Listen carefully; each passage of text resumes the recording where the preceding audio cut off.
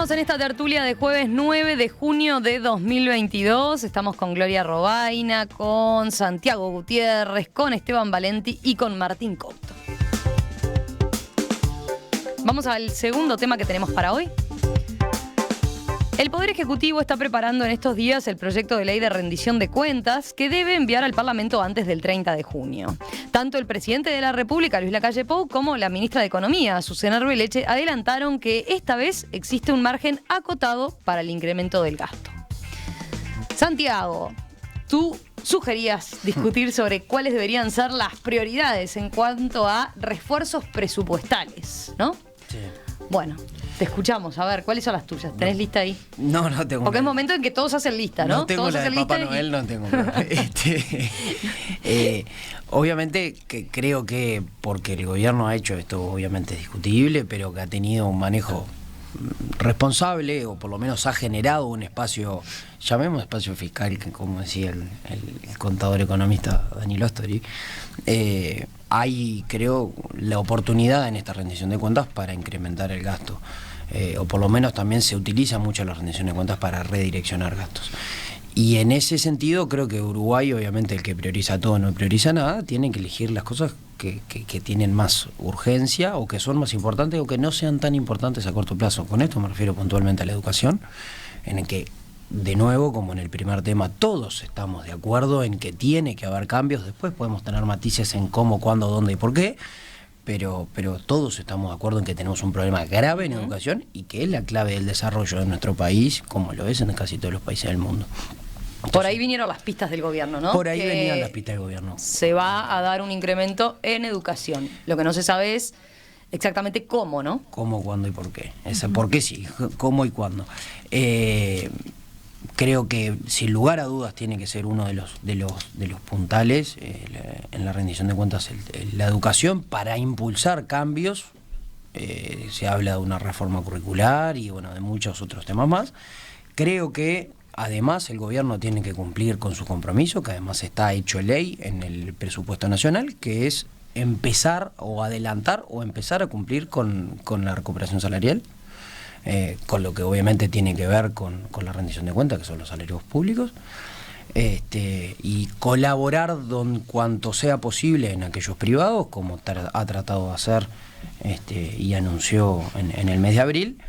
Pero si el gobierno se comprometió a recuperar a fines del periodo de gobierno la pérdida salarial, no se puede esperar mucho más que esta rendición de cuentas para empezar a hacerlo, y particularmente, creo yo, siempre y cuando se pueda por las arcas públicas y ainda más, con los policías y con las maestras, con los docentes en general. Hoy adelantábamos ya que, por ejemplo, los ministerios del Interior y de Defensa pedirán en la próxima rendición de cuentas justamente refuerzos presupuestales para mejorar el salario de sus funcionarios de menor rango, sobre todo, ¿no? Además, el Ministerio del Interior solicitará más personal. Y esto justo lo comentábamos porque ayer el sindicato policial lanzó una campaña, ¿no? Con un spot en redes sociales donde le pide al gobierno justamente ese incremento para tener más recursos. No hay respaldo sin salario, señalan en esa publicación. ¿Quién sigue? Martín, dale vos. Sí, porque vamos, Martín, es horrible. Discutir por Zoom es... Y abajo estás solo. No, por eso, no te vamos a dejar ahí solo. Bueno, dale. Voy a dejar mi queja a Emiliano por escrito. No, yo creo que, a ver, hay una cosa interesante. Nosotros podemos hacer una lista de Papá Noel, pero las rendiciones de cuentas y los presupuestos que me tocó participar en las discusiones del periodo pasado, lo interesante es que todo tiene que ver con todo, y que si pongo un peso acá no lo pongo allá. Exacto. Entonces, estamos hablando de cosas que son todas muy importantes, pero bueno, en realidad hay que tomar decisiones. Y en momentos en donde pareciera que los recursos, en esto de la construcción del espacio fiscal, que en realidad es una construcción, digamos, política y económica, pero cuánto hay para gastar no es algo que lo diga una máquina. Creo que hay algunas cosas que son claves, la emergencia social, incluso darse la oportunidad de pensar estas respuestas que ha tenido el gobierno, fraccionadas y medio que sale una, a los 2 meses sale otra, a los meses... Bueno, pensar con coherencia los recursos que se están destinando, y seguramente hay que aumentar recursos porque es una situación crítica que hay que atender. Creo que la reactivación, es decir, las inversiones y desandar algunos recortes en inversión pública es clave. Eso genera empleo y eso va a permitir que la economía se dinamice. Comparto lo de la educación, hay que también desandar algunos procesos que no están buenos. Por ejemplo, vemos la supresión de grupos y la cantidad de estudiantes ha aumentado por grupo. Eso es una cuestión muy práctica que hace a la calidad de la educación y que no requiere de pensar, cosa que sí también es necesaria, en las transformaciones, los cambios, etcétera. Y una cosa que quiero agregar para esta primera intervención es ciencia y tecnología, o innovación, investigación, innovación y desarrollo. No puede ser que nos parezca que es algo a lo que apostar cuando la plata sobra, o cuando hay un poco más de plata, o cuando no estamos más apretados. Deberíamos tener el reflejo de decir, bueno, si estuviéramos en la peor de las situaciones, que tampoco es la peor de las situaciones, en ciencia y tecnología tenemos que seguir pensando, porque es una manera de pensar en el futuro, de pensar en la soberanía, de pensar en términos de derechos, y ahí incluso cuando uno piensa en ciencia y tecnología, hay cosas para planificar en mediano y largo plazo y hay cosas en el cortísimo plazo. Tenemos, por ejemplo, un montón de gente produciendo conocimiento en situaciones muy precarias.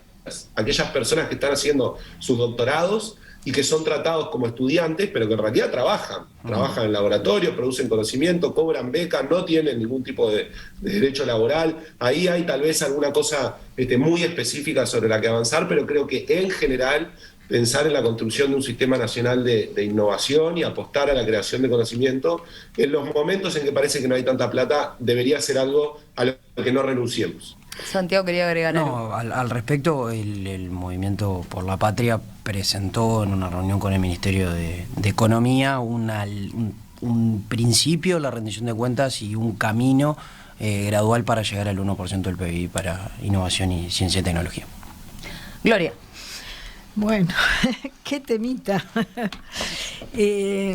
Sí, lo que está claro es que tenemos un tema de recursos finitos, y que tenemos un tema de urgencias en las que hay que tomar decisiones. Yo apuesto siempre a lo mismo, ¿no? O sea, creo que acá todos decimos el tema de educación, el tema de educación, el tema de educación. El tema de educación tiene infinitas aristas o lugares por los que se debe encarar. Yo creo que en este momento las autoridades están viendo más la reforma de fondo, la currícula, todo lo que tiene que ver con el apoyo a la parte docente, todas esas cuestiones. Pero para mí esto tiene mucho que ver con el tema anterior. O sea, si aquí no ponemos recursos, y ojo, esto no es tampoco una crítica al gobierno que el año pasado definió en la rendición de cuentas que el tema era la primera infancia, o sea que había que aumentar los recursos en la primera infancia. Este año ya dijo, los vamos a aumentar en la educación, o sea, no creo que hay voluntad del gobierno de avanzar por estas líneas, pero fundamentalmente lo que tiene que ver con el tema social. Digo, aquí, ¿dónde arrancan los problemas? Uruguay. Hoy, en Uruguay, ¿dónde arrancan los problemas más importantes que estamos enfrentando? Y para mí, la infancia en situación de riesgo sigue siendo el primer punto súper prioritario. Y aquí no se trata de seguir destinando recursos, porque aquí está bien, lo que se llaman las transferencias directas. Seguimos haciendo transferencias directas. Eso está muy bien porque soluciona, está muy bien, entre comillas, porque solucionan el momento puntual de las familias que están teniendo más recursos y eso les posibilita mejorar un poquito su calidad de vida. Pero aquí sigue sin pensarse soluciones de fondo coordinadas entre educación, salud, prevención para los niños que están naciendo en los hogares más desprotegidos. Digo, para mí ese sigue siendo el centro. Y si ahí además ponemos las baterías en materia educativa, en materia de abrirles posibilidades hacia el futuro, de darles instrumentos para mejorar sus calidades de vida y para poder proyectarse como personas con todo su potencial, tenemos que poner recursos. Está bien. ¿Vos volverías por ese lado este año? Porque digo, el año pasado fue una de las prioridades del gobierno, pero no solo con el bono crianza, por ejemplo. Sí, exactamente, pero no acá se necesita infraestructura. Acá se necesitan en los barrios cuestiones que realmente sean lugares donde los niños tengan posibilidades reales de desarrollo. Entonces, eso es la escuela. Bueno, pero es la escuela relativo, son los CAI, exactamente, son los CAI, son las primarias, son las escuelas de tiempo completo, son aquellas, digamos, coordinaciones territoriales donde se les pueden dar los mejores servicios a quienes más lo necesitan y son los que tienen menos acceso. Entonces, no es solo transferencia de recursos. Ese es el tema.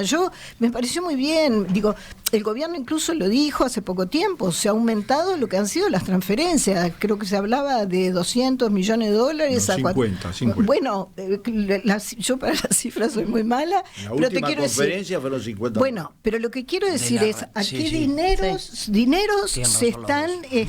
bueno, sería bueno que Santiago lo aclare. Pero está habiendo transferencias, sin duda. Ahora, me parece que las propuestas también deberían ir por otro lado. Bueno, la rendición de cuentas tiene dos partes.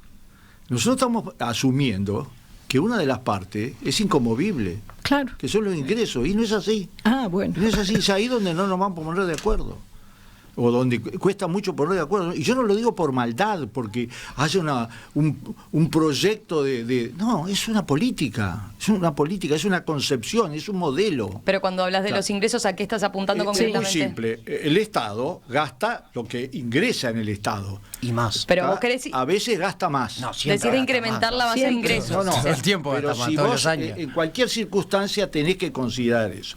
Y como se ha creado una especie de diablo que es la voracidad del Estado, etcétera, etcétera, etcétera, cosa que a veces es cierta, en algunos aspectos es cierta, pero el problema de fondo es, miremos la realidad de los 26 meses que ha pasado, que ahí también está el tema de los ingresos. En 26 meses de este gobierno, y en parte del anterior, en el final del anterior, aunque en la final del anterior todavía no se había producido el huracán. Es decir, ¿qué pasó? De un lado, se perdieron 5 y pico % de salario, jubilación, ingresos fijos, con todo lo que ello derrama al revés, ¿no? Es decir, comercio pequeña industria, todo eso. Lo derrama obligatoriamente, no tiene cómo gastarlo. O lo derrama de otra manera. 1 millón de personas en el clearing de atraso de pago. Gente que pidió préstamo y no lo pudo pagar. O sea que Esteban Maletti cree en la teoría del derrame. No, yo no estoy en la teoría del derrame. ¿Cómo no? Sí lo está diciendo. Sí, a la inversa. Dijiste derrame 15 veces en una oración. A la inversa, estoy en la teoría del derrame. Cuando se baja la capacidad adquisitiva, derrama absolutamente crisis. Por un lado o por el otro, eso es teoría del derrame. Yo no sé si sos adulto o no, pero es lo que está diciendo. ¿Sabés qué pasa? No me tomes en la chica permanentemente. No, ¿cómo la chica? A tomar la chica yo. No es la chica, es lo que está diciendo. Yo te digo que si vos a la gente, a los jubilados, a los asalariados, a la gente que tiene un salario fijo, le haces perder el 5% del salario, está claro que eso va a toda la sociedad de manera negativa. Pero además tiene que ver no solo con los sectores pobres, que ese es el otro problema. Yo estoy de acuerdo con lo que vos decías, pero el problema es que hoy tenemos problemas no solo con los pobres, tenemos problemas con los asalariados, con todo lo que ello implica. Bueno, entonces, la gente que quedó en la línea, o sea, cuando se disminuían los índices de pobreza, la cantidad de gente que quedó en la línea, que vino la pandemia y se desbarrancaron. Ahí debido a la pandemia y debido a que a 3 años, 2 años y medio estamos en un proceso en que sigue cayendo la capacidad adquisitiva de la gente, producto, entre otras cosas, de la inflación, 9.4. Inflación que es pero mundial, no podemos dejar hablar. Yo no los interrumpo, disculpame, Gloria. No me interrumpas cada vez que yo digo algo. Porque yo no estoy de acuerdo con lo que decís vos y no te interrumpo. Pero no te enojes, Esteban. Lo que acá se trata es, no manejemos argumentos que está viviendo el mundo entero. No es así. La caída de... la caída de... La inflación sí, pero ¿sabes qué pasa? La diferencia es esta. Cayó la inflación, subió en todos lados, pero no en todos lados cayó la capacidad adquisitiva de la gente. No en todos Por lados. favor. No en todos Esteban, lados. ¿cómo que no? Es más, la en todos inflación lados. subió mucho más en todos lados que acá. No, y la pero caída de poder la adquisitivo inflación- mucho más en todos lados que acá. No es cierto. Sí, no es señor. cierto. ¿Cómo no? Pero Bueno, además, con esta ese postura no mecanismo... Pero es la resolvemos. coyuntura del mundo. Es la- Bueno, es ¿querés que una- te diga una cosa? Sí, pero en el Uruguay se produjeron dos fenómenos. Además de que se cayó la capacidad adquisitiva de la gente, hubo un sector de la sociedad uruguaya que acumuló en estos 26 meses 9.000 millones de dólares de Sí, ganancias. como en periodos extras. anteriores, Déjame otros terminar de hablar. sectores, No estoy pero- discutiendo contigo permanentemente, discúlpame. Perdón. 9.000 millones de dólares probados por el aumento de las cuentas corrientes de más de 250.000 dólares en el Uruguay y por 3.000 millones de dólares que se fueron al exterior. Nosotros, para poder tener perspectiva, para cumplir todas las cosas que se plantearon, que yo estoy totalmente de acuerdo. Lo que vos dijiste, Santiago, estoy totalmente de acuerdo. Es decir, enseñanza, lo que dijo Martín, lo que dijiste tú, yo incluso más, el tema ese de que no se puede seguir siempre con transferencia, pero tenemos 100.000 personas comiendo la soya popular. No pasó ni durante el gobierno de Jorge Valle. 100.000 no. Ojo, las ollas no populares son 100.000, también son bueno, un no son fenómeno 100.000. político. Sí, Digo, sí, sí. digamos A ver, las cosas pero- como son. Sí, No, sí, vamos a terminar la idea, a ver, Pero vamos a hay- terminar la Tiramos idea. muchos No, números sí, así y sí, pasan sí, y no sí. son así. No, podemos o tirar tiramos números. frases. Bueno, de vamos a hacer cosas una cosa hechas. para ser más ecuánime. Hay miles de ollas populares, miles, cosa que no había en el 2004 en el gobierno donde de Jorge también Valle. están fogoneadas A ver, por temas para- políticos para e entender- intereses Yo te políticos. digo que vos no Bueno. fogoneás las ollas populares, Por simplemente favor. la gente no va. Esteban, Por te hago favor. una consulta. ¿Vos apuntás a una cosa como la que se planteó en Argentina Alberto Fernández, un impuesto a las ganancias excepcionales, por ejemplo? Yo, por ejemplo, creo que no podemos creer que esa gente que ganó, que acumuló 9.000 millones de dólares, no haga un aporte extraordinario para que pueda haber recursos Está bien. para sectores fundamentales. El sector de la pobreza, además, hay un tema, y es que si vos eternizás la transferencia permanente, es decir, estás eternizando un mecanismo absolutamente enfermo. Totalmente. Está enfermo. A ver, ¿cómo? Si vos no invertís en ciencia y tecnología, aunque tengas problemas, hoy el Uruguay no está decreciendo el PBI, está creciendo el PBI. ¿Producto de qué? Basta mirar los números, fundamentalmente, no es por la industrialización, es básicamente por el tema de las materias primas y exportación. Está bien, es A muy ver. bueno, no nos vamos a quejar. Ahora, que esa gente que acumuló 9.000 millones de dólares tiene que aportar. Derramar. No. Bueno, sí. derramar, sí. Derramar. De otra si querés manera. llamar derramar, Sí, pero claro. tiene No por que un derrame natural, Yo no sino por fui, un a ver, derrame yo no vía fui. impuestos. tiene que Para ver. invertir. Ayer las cámaras estuvieron en contra del planteo del ministerio de que se adelantara la consideración salarial, planteado por el gobierno, para recuperar los salarios. ¿Por qué? Y porque cuando la plata baja de un lado o desaparece porque el país está decreciendo, no está sucediendo eso, o se acumula de otro lado, no vuela. Yo Bueno, no a ver, soy- ¿cómo ven este no estoy de aspecto que acuerdo. plantea Esteban? En el marco de la discusión de la rendición de cuentas, ya que está justa la cosa y que hay que priorizar sectores, como dice él, ampliar por el lado de los ingresos. A ver. Yo lo primero que no creo filosóficamente, y creo que empíricamente también, pero es una cuestión filosófica y entiendo la postura de Esteban, no creo que sea maligna, es que la economía es un juego de suma cero. Si hay mucho acá, hay poco acá. Lo que tiene que hacer Uruguay, y estoy convencido, Uruguay tiene que seguir profundizando y profesionalizando sus discusiones de distribución más justa de la riqueza, estoy totalmente de acuerdo, pero si Uruguay no se desvive por profesionalizar y aumentar sus discusiones sobre cómo aumentar la riqueza, hacer más grande la torta, vamos a seguir distribuyendo escasez.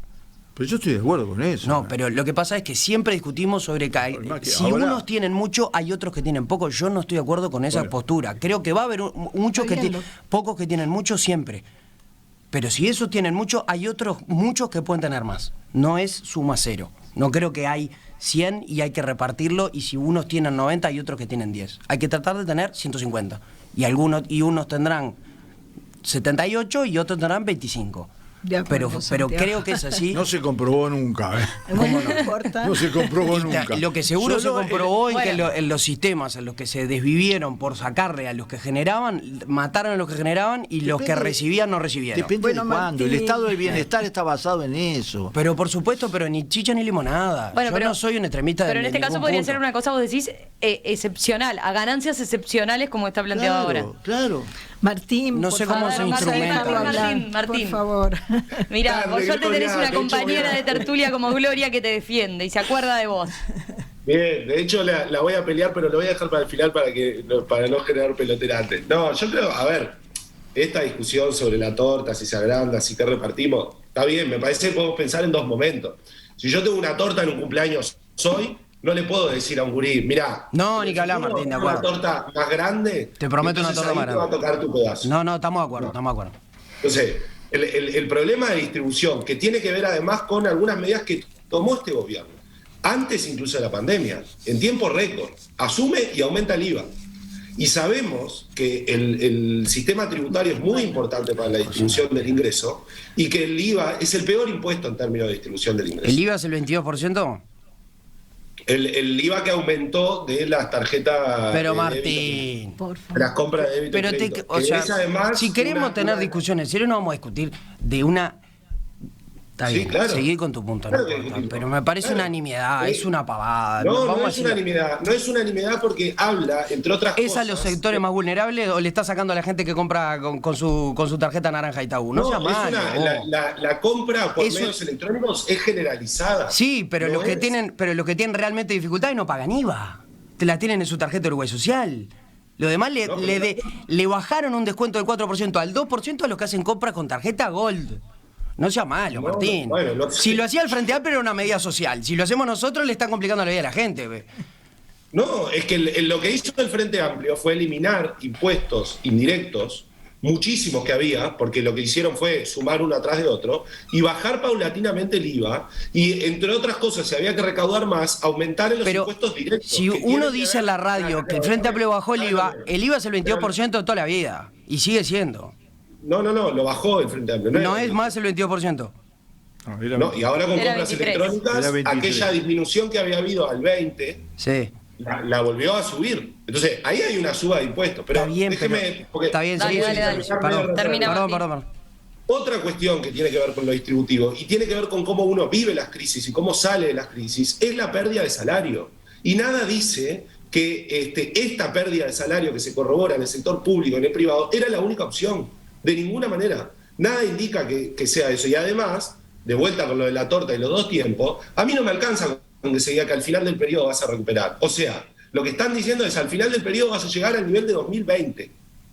Y en el medio perdiste, porque la gente en el medio vive 5 años. No es que vamos a la máquina del tiempo y vamos hacia el futuro. No, Entonces, no, Bueno, pero ¿y yo cómo- Yo estoy de acuerdo en- con eso, Martín. Pero ¿cómo En definitiva, prevenir y por que se último quiero venga decir una cosa y pandemia, es- que se viene una guerra en el mundo, o sea, esto pero- sucede. pero no, es de pero- antes, es de antes. No, Quiero- no, ¿cómo de antes? una cosa más, así Gloria me pelea con ganas. Dale. Hoy en el Uruguay no se puede negar el hambre. Alguien puede decir que hay gente que va a militar a las ollas, digan lo que quieran. Pero mientras tanto, no neguemos el hambre, porque pensar que hay ollas, porque hay gente que la fogonea y hay gente que se va a parar a buscar comida y prefiere eso a cocinar en su casa para su familia, porque está militando, me parece una idea absolutamente ajena a la realidad por ser liviano y respetuoso en la manera de actuar. Martín, yo estoy meridianamente de acuerdo contigo en lo segundo. En lo primero, en Uruguay hay hambre siempre. No. Por No, favor. el hambre... Aumentó. pero por Aumentó supuesto, muchísimo. pero por crisis... No, ¿por qué desconocemos la coyuntura? No, es que yo no conozco la coyuntura del Pero Instituto de que parece Economía que es dijo- culpa, pero parece que el gobierno propuso el hambre, o impuso el hambre, o generó el hambre. El gobierno gestionó y otra mal cosa, la crisis. bueno, yo no estoy de acuerdo, pero la soya... Lo dijo el Instituto de Economía, le dijo cómo hacerlo. El Lo gobierno, hicieron de otra manera. el gobierno no puede eliminar una crisis mundial, no la puede borrar como si no pasara, y menos una economía abierta y pequeña como en Uruguay. Las ollas populares, yo estoy de acuerdo contigo que existen por una necesidad que hay. Ahora yo creo que hay actores políticos, varios y variados, que se aprovechan de la necesidad de la gente para ir a militar y hacer política en las ollas. No me lo dijo nadie, lo vi yo. Totalmente. Es eso lo que... Es No, eso, diciendo el hambre, Martín, Santiago. Martín. No, Martín. son cosas separadas. No estoy negando el hambre, Claro. ni Bueno. la necesidad de la soya. Lo que estoy diciendo es que hay gente Por una que alusión. aprovecha con intereses inescrúpulos, ¿tá? Y espurios a hacer política partidaria con el hambre de la gente y a cambiar una firma o un plato por una firma por un plato o por un voto o por una presencia en un comité, no sé qué. Diversas corrientes ideológicas. Varios y variados fue lo primero que dije. Vamos con Gloria para cerrar. Diversos territorios. Sí, por supuesto. No, por una alusión. Cuando dije lo de las ollas, Martín, obviamente yo no estoy negando la realidad de la gente que tiene hambre, y eso es verdad.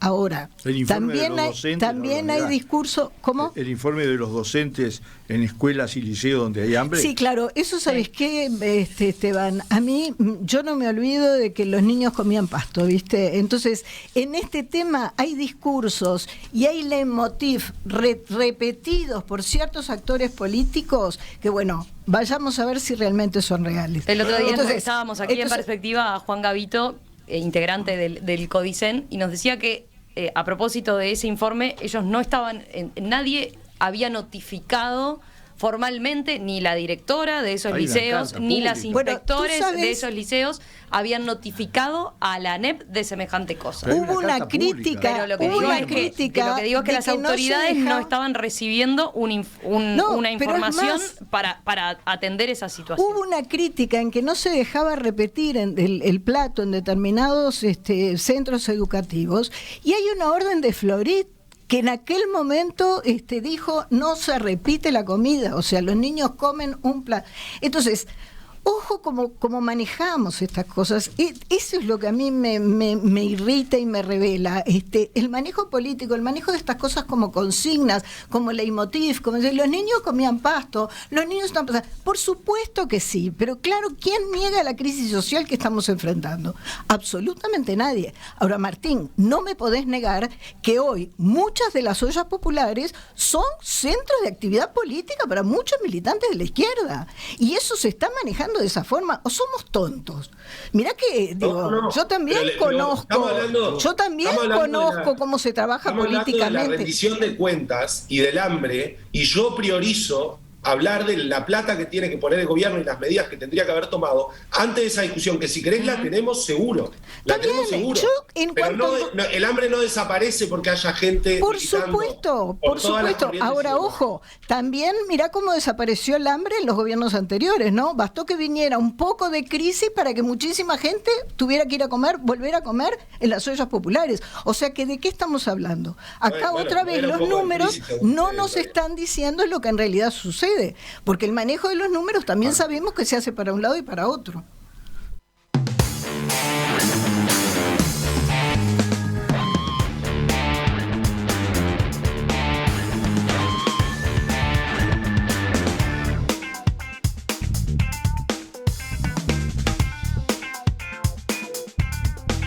Acá, Gloria, ya que lo mencionabas, Héctor Florit nos escribe que la normativa esa que hicimos referencia, que hiciste referencia, es de 2012, la circular, perdón, refería al número de porciones que se debía pedir para que no fuera necesario repetir.